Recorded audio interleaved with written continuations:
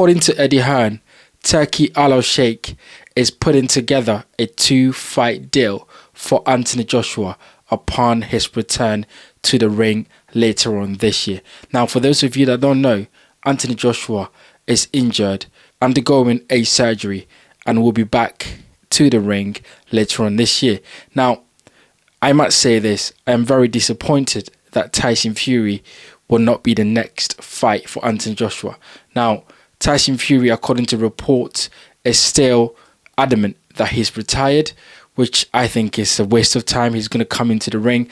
I don't know whether Tyson Fury is just waiting for Anthony Joshua to have a few fights and, lose his confidence even more before he gets in the ring and have a fight. But I'm really disappointed that that may not be the next fight, because I think that Anthony Joshua versus Tyson Fury is the right fight. It's the only fight that makes sense for either of those fighters.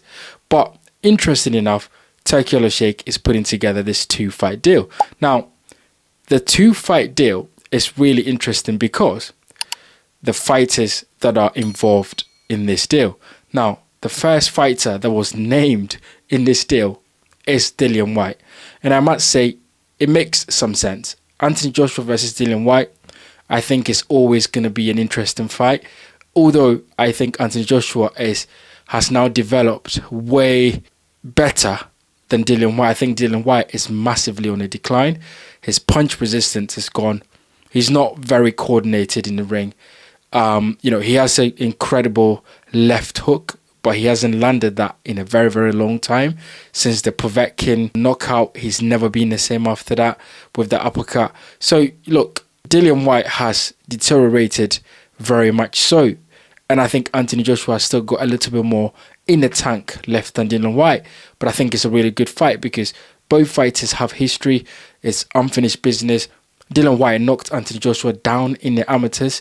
Anthony Joshua beat Dillian Whyte, knocked him out, in a devastating fashion at the O2 Arena, which was also a very, very good fight in the UK. So there's history there. I think the British fight fans and, fight fans around the world will get up and would want to watch that fight. I would love to go and see it if it happens. So that makes sense because of that history in that fight and the jeopardy, to be fair, because I think Dillian Whyte will be motivated to face Anthony Joshua again, because that is his rival.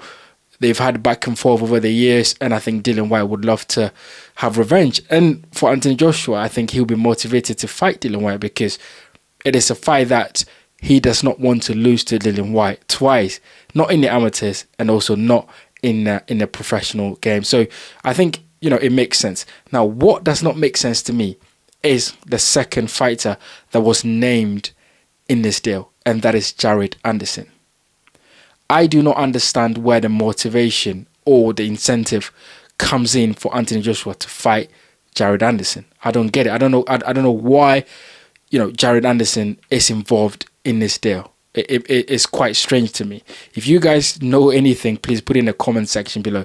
But I went to look at the sanctioning body rankings, right? So I look at the WBC, WBA, IBO, IBF, and Jared Anderson is not a mandatory for or in any of those ranking bodies. So I do not understand why Anthony Joshua would look to fight Jared Anderson next, or even in his next 2 fights, because he's not in the top 10 of any of the rankings. I don't understand why Anthony Joshua will fight Jared Anderson. It doesn't make any sense. Is it trying to appeal to the American public, as in, trying to get Anthony Joshua to, go back to the US or fight an American heavyweight and sort of try to reclaim some of the shame or whatever it is that happened at Madison Square Garden when he faced Andy Ruiz on a day that he would never forget? Is that an idea behind that? Because I do not understand it, right? Jared Anderson is on a different trajectory to Anthony Joshua. Jared Anderson needs to redeem himself. And do you know what? If Jared Anderson should get this opportunity to fight Anthony Joshua, I'm sure he's going to be motivated for it, because if he can beat Anthony Joshua, which this is the heavyweight division, anything can happen, Jared Anderson then propels himself into becoming a mega star, right? And for Anthony Joshua, if he loses to Jared Anderson, where does he go from here? Right? So I don't think it's a fight that makes sense for Anthony Joshua at any point. I think the fights that Turki Alalshikh and Eddie Hearn could be thinking about for Anthony Joshua, number one, I said the Dillian Whyte fight is pretty good. I think Joseph Parker second fight versus Anthony Joshua would be really good. Joseph Parker needs a dance partner. Anthony Joshua is looking to fight a big fight when he comes back. Him and Joseph Parker have history. You know, Anthony Joshua beat Joseph Parker in a unification fight back in the days. So what? They can get it on. I think it's a really, really good fight. Another fighter that I think Anthony Joshua should consider getting in the ring with is Agit Kabayel. Agit Kabayel currently is the interim WBC champion. Oleksandr Usyk is the, WBC champion. So although Agit Kabayel would love to wait for his opportunity to fight someone like Usyk, I think in the interim, whilst waiting to see what would happen with the belts and so forth, if that mandatory is not called by the WBC, which we know they are notoriously known for not enforcing their mandatories, then Agit Kabayel can fight Anthony Joshua. In the meantime, I think it would be a good fight. Agit Kabayel, fantastic body puncher. He deserves a big fight. He deserves a big money fight.